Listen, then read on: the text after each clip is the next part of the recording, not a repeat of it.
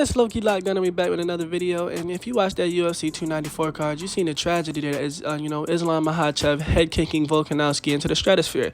He kept landing that same head kick in the last fight, but it didn't seem to do much effect. It wasn't very effective in that last fight because somehow Volk was eating those shits. But this time, caught him right on the equilibrium and knocked him the fuck down. That shit really had my soul shook up, bro. I did not think that was gonna happen.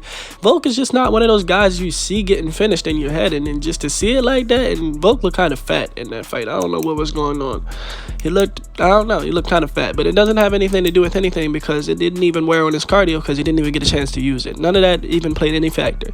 The 11 days notice didn't play a factor because, 11 days notice, even on 30 days notice, that head kick, if it would have dropped, it was still dropping him because, it was right on top of the head, the equilibrium. He really just played off of the fact that Volk was short.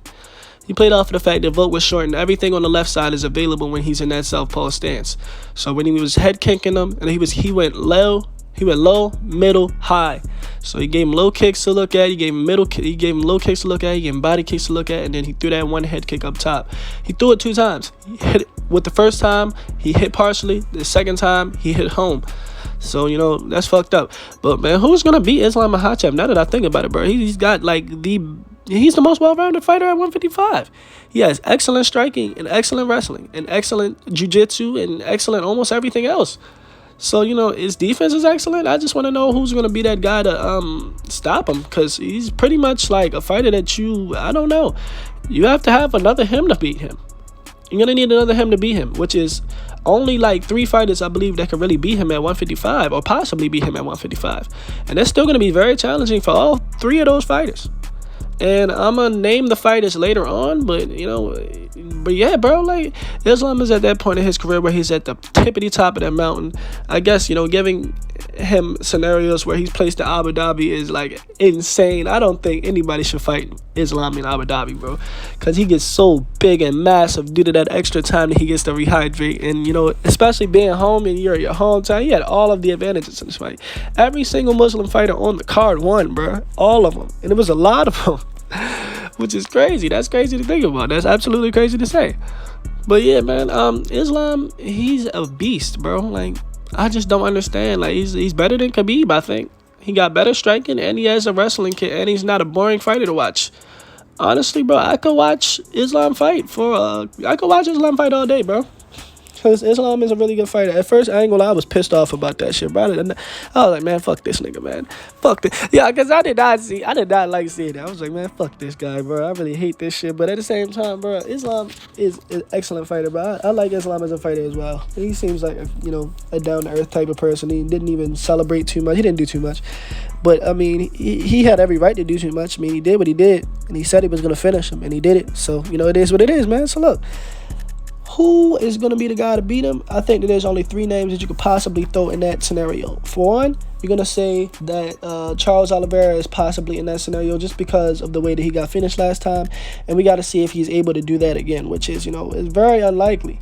But at the same time, it's very much possible. I don't think that he submits Charles again, but very possible. And Charles gets better with time in the rounds. And, he didn't get a chance to warm up. Charles is there very much a warm up into the 2nd round or 3rd round type of fighter. So, if we see that, what will be the scenario? Charles has knockout power. He has the ability to get off the ground. And he has the ability to choose where this fight will take place, which is not the most, not the case for most fighters that's fighting him at all.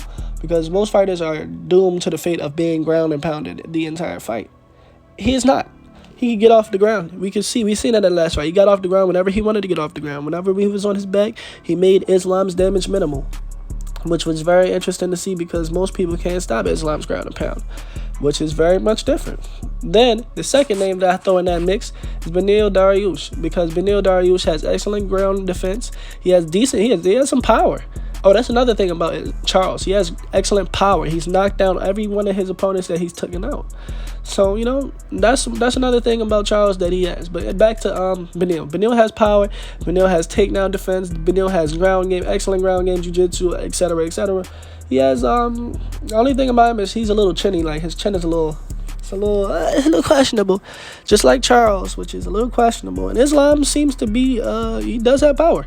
Islam definitely has power. So with that being said, I don't know what to tell you about that one right there. Then I feel like this guy has the best chance to do it right here. Arman Tasaryukin. Arman Tasaryukin has excellent, very clean Muay Thai style striking with an excellent wrestling, bro. Like his wrestling and scrambling ability is absolutely phenomenal. He just needs to learn some jiu-jitsu, bro. That's it. He has excellent. Yo, bro. When I can't even emphasize the word excellent, bro. It's already emphasized, bro. His excellent wrestling. His debut was against Islam Makhachev, which is crazy, and he gave Islam Makhachev a run for his money in that fight. And now they're both a lot better than they were before. I say they running back. I can't wait to see Arman climb his way up the top. I feel like he's going to beat these guys out. And hopefully they don't rob him another time like how they did with Gamrot. He very clearly beat Gamrot. They very clearly beat Gamrot. The D-Writers going to show me the D-Writers. But yeah, man. Those are the only three fighters I could possibly see beating Islam Makhachev, because Islam Makhachev is just such a high level. It's just like, who wants to really fight him? And who wants to be that guy to lose to him? Like, I just feel like he's better than Khabib. He's better than Khabib. Will he be more dominant? Who knows? But I feel like the only thing that makes him different from Khabib is he gives people chances to get off their striking. Khabib did not do that. Khabib was going to be that guy that smothered you all around. He does what he knows.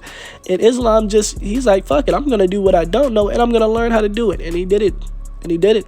He's the most well-rounded at 155 right now. Absolutely.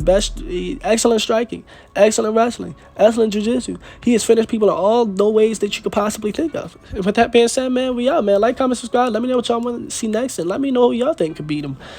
Yeah, man, we out.